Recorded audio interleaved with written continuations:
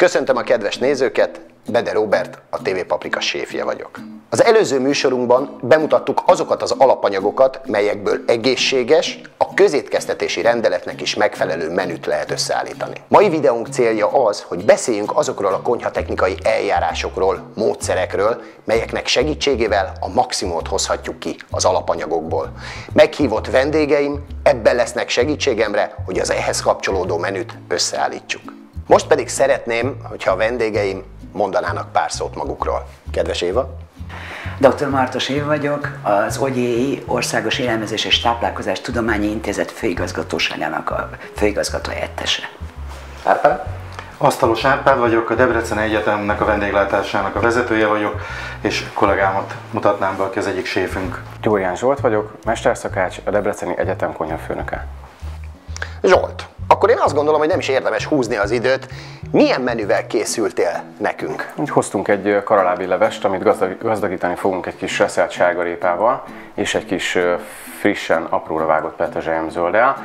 Utána pedig készítünk majd egy gyors pácos pulyka mellett, pulykamell filéből készített szeletet, amihez készítünk egy sütőtökös almás gyümölcs ragút, és rizibizivel fogjuk ezt az ételt tálalni. Befejezésként egy barackos piskóta kockát fogunk készíteni. Az elmondottak alapján ez azért megfelel a mostani rendeletnek. Nagyon jól hangzik tekintettel arra, hogy jó sok zöldség van benne, nagyon jól hangzik, hogy a kevés sót használnak, és helyette jó sok petrezselyemmel ízesítik. A pulyka az egy olyan húsféle, aminek a zsírtartalma az belefér abba, ami a közétkeztetési rendelet ajánlása, és az édesség az meg külön zene fülemnek, tekintettel arra, hogy ugye azt mondjuk, hogy olyan édességet lehet használni, azt mondja a rendelet, ami vagy 1/3 részben gyümölcsöt, vagy 1/3 részben valamiféle tejalapanyaggal dolgozik. Úgyhogy nekem ez tetszik. Ha vajat használunk a krémlevesbe, vagy olajat használjunk inkább, vagy milyen olajat, milyen zsiradékot milyen zsiradékot javasolunk inkább egy krémleves alá? A rendelet az úgy korlátozza a zsiradékok használatát, hogy azt mondja ki, hogy 10 nap átlagában a ételek összenergiatartalmának maximum 30%-a lehet zsiradék. Tehát így van egy mennyiségi korlátozás.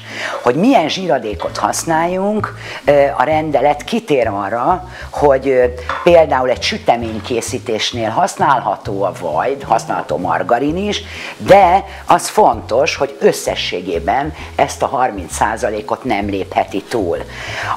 Amiben korlátozás van az, hogyha vajat akarunk kenőzsiradékként használni, tehát vajas kenyeret például, ebben korlátozás van, itt attól függően, hogy egésznapos étkezésről van szó, vagy 3-szori étkezésről van szó, ennek a gyakorisága korlátozott, hiszen nem az a cél, hogy a gyerek vajas kenyeret egyen, hanem az a cél, hogy például olyan krémekkel, zöldségkrémekkel, túrókrémekkel gazdagított uzsonnája vagy 10 óraja legyen, ami minden szempontból egészséges a számára. Tejföllel kapcsolatban, ugye ő is állati eredetű fehérje. Szintén ugyanaz vonatkozik erre is, hogy százalékban, tehát x napra lebontva százalékban lehet ennyit használni. A tejfölt illetően a korlátozás azért került bevezetésre, mert a felmérések azt mutatták, hogy az egy megszokott étel, hogy tejfölös kenyér. Na hát ez nem cél, akár tejfölös cukros kenyér, tehát ez nem cél, úgyhogy a tejföl az fő ételkészítés során felhasználható, azonban a zsírtartalmát figyelembe kell venni, tehát nem mindegy, hogy 20%-os tejfölt használunk, vagy 12%-ost, vagy adott esetben mondjuk kiváltjuk jogurttal vagy kefirrel. A joghurtnak az ételhez való hozzáadása során még jobban figyelni kell a hőkiegyenlítésre, mert még inkább hajlamos arra, hogy kicsapódik, és akkor fehérje darabkák lesznek az étel tetején, mi mondjuk egy 20%-os tejfölnél, vagy ne Isten egy 30%-os tejszínnél ez kevésbé következik be, és ugye pontosan a rendelet ezeket próbálja mérsékelni, hogy ezek ne kerüljenek az ételbe.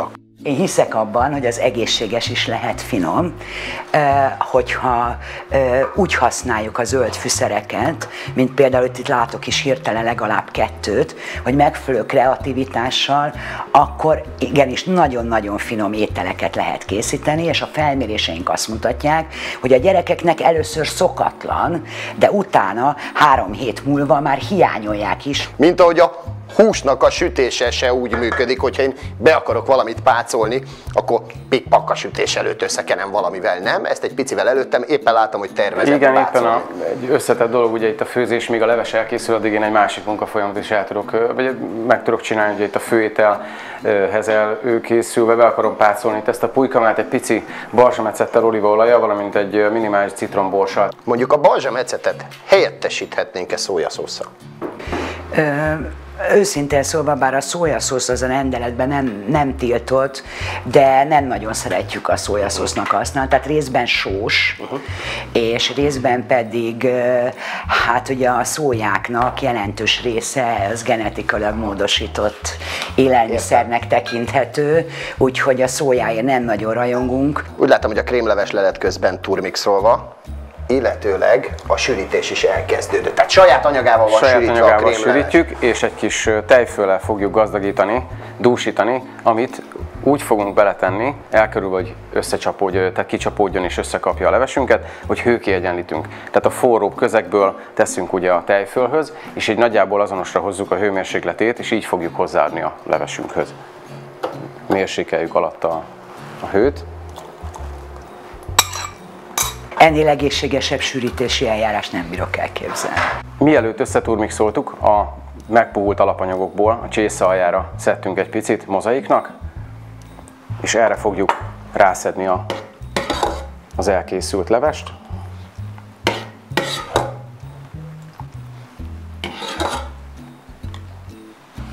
A bepácolt pulykamánunkat belehelyezzük a serpenyőbe. Itt már olajat fölösleges használni, ugyanis mivel olajba pácoltuk, megfelelő mennyiségű zsiradék rajta van már a húson, tehát már plusz zsiradékot nem használunk, olajat. Ez is egy lehetőség azzal arra, hogy spóroljunk a zsírral. És a másik lehetőség ugye, hogy olyan edényt használunk, ami el is bírja, hogy nem teszünk alá zsíradékon.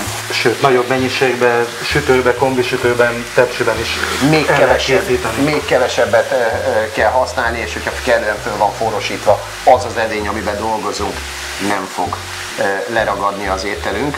Érdekes, hogy ez mennyire előre mutat már a közétkeztetésben, és ugye nekem régebbi külföldi munkáim során jó, most már mondhatom 20 évvel ezelőtt találkoztam azzal, hogy mondjuk egy borjú bécsit nem bőzsíradékban, bőolajban sütöttek meg, hanem egészen akár rostlapon, akár naturon, akár kombisütőbe, és ez is ugye az olaj, illetve a zsír felhasználást minimalizálja, és egy nagyon-nagyon jó dolog, és nagyon szerencsés, hogy a közétkeztetésben is megjelenik ez.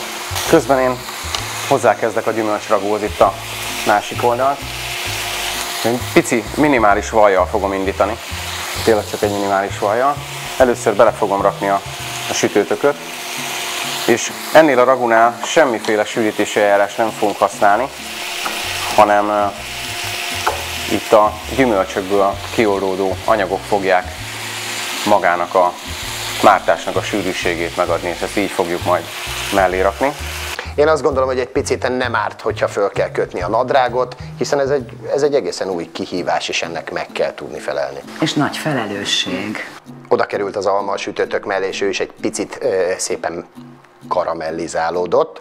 Látszik is a sütőtökön egyébként, hogy ugye kapott egy kis szint, amit említettem, karamellizálódott, és ugye azt a mennyiségű cukrot, amit mi elvárnánk mondjuk ettől a gyümölcsragútól, ezt hozzáadott cukor nélkül el tudtuk érni így, hogy ugye ezzel a konyhatechnológiai eljárással készítettük el ezt a gyümölcsragút. Még ügyelnünk kell a változatosságra is, tehát ha úgy jön ki, hogy akkor lesz megfelelő mondjuk a hozzáadott cukor 10 nap alatti kevesebb, mint 8% értéke, hogyha kétszer adunk egy mondjuk paradicsomlevest, ugye azt nem lehet.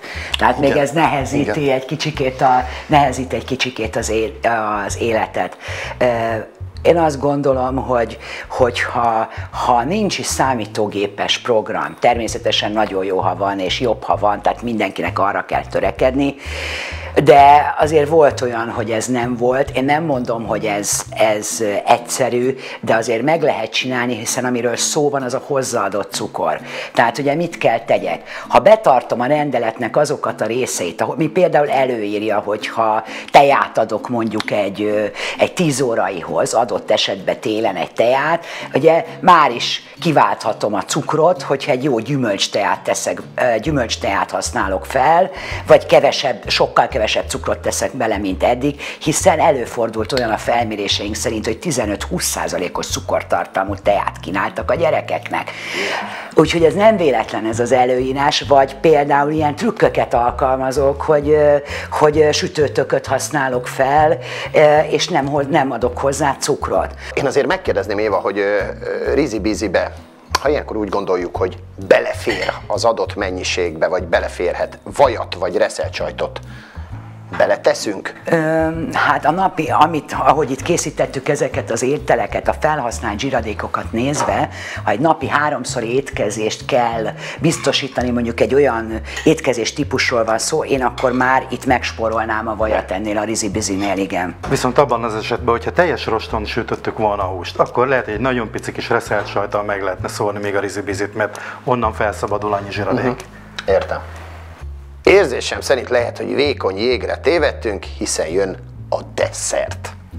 Igen, desszertünket is el fogjuk készíteni, ez egy piskóta lesz, melyet kevesebb cukor hozzáadásával fogunk elkészíteni.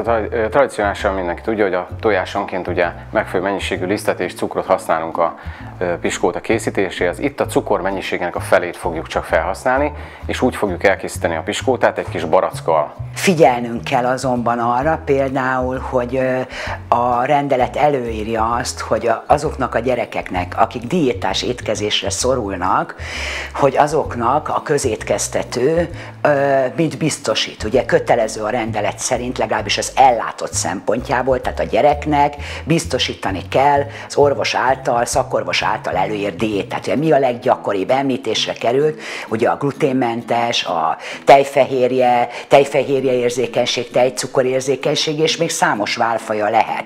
Például egy gluténmentes diétánál a piskóta nem biztos, hogy ugye egy jó választás, vagy olyan lisztkeverékből, vagy gluténmentes lisztből kell készíteni, vagy pedig hát úgy kell elkészíteni, hogy az megfelelő legyen a gluténmentes diétára szoruló gyereknek is. Ugye ebből a szempontból nagyon szép tett volt ugye a karalábé leves például, mert itt a sűrítésnél nem használt fel semmilyen lisztet. Én föltennék azért egy kérdést önöknek, szöget ütött a fejembe ez a vaj, és mellette a margarin. Ezzel mi a helyzet? A 10 nap alatti energia 30%-ára van korlátozva a zsíradék. Ezt figyelembe kell venni, de nem mindegy a zsíradék típusa. A vaj és a margarin összehasonlításban a margarin előnyben részesítendő, természetesen nem a sütemény készítésénél beszélünk erről, hiszen minden háziasszony, meg azt gondolom, az élelmezés vezetők is megesküdnek arra, hogy hát a vaj egy süteményben jobb, mint a margarin. Ugyanakkor a margarin az zsírsav összetétel szempontjából sokkal kedvezőbb, tehát mint növényi zsíradék, sokkal kedvezőbb, mint a vaj, amelyik vaj, sertészsír és társai, amelyik állati zsíradék, tehát a szív-érrendszeri betegségekkel mutatott összefüggése a vaj és állati zsíradékoknak a telített zsírsav tartalom miatt az bizony, hát bizonyított. Zsolt, nagyon szépen köszönjük ezt a menüt. Én most már mondhatom azt, hogy néhány évtizedes szakács pályafutásom alatt nagyon sokszor találkoztam hasonló, kiválóan kinéző menüsorral, kiváló ételekkel, és biztos vagyok benne, hogy ízben és színben is harmonizál. Az, hogy színben, azt látom, de mi ezt hamarosan meg fogjuk kóstolni. És nem mindegy, hogy milyen folyadékot iszunk hozzá, bizony, mert a cukros üdítőt illetően korlátozás van a rendeletben, illetve a gyümölcslevek, a gyümölcsleveknél is az 50% fölötti az, ami adható, és az se minden nap, tehát ott is vannak gyakorisági korlátozások. Úgyhogy ha engem kérdezünk, akkor én emellé vizet innék, vagy ásványvizet innék, és ez segíti az élelmezésvezetői munkáját is, mert semmiféle kalóriát, sem sótartalmat, sem semmit abba számolni nem kell. Nagyon szépen köszönöm, hogy megtiszteltek bennünket figyelmükkel, viszontlátásra! Készült a Debreceni Egyetem megbízásából az Európai Unió és Magyarország kormánya támogatásával.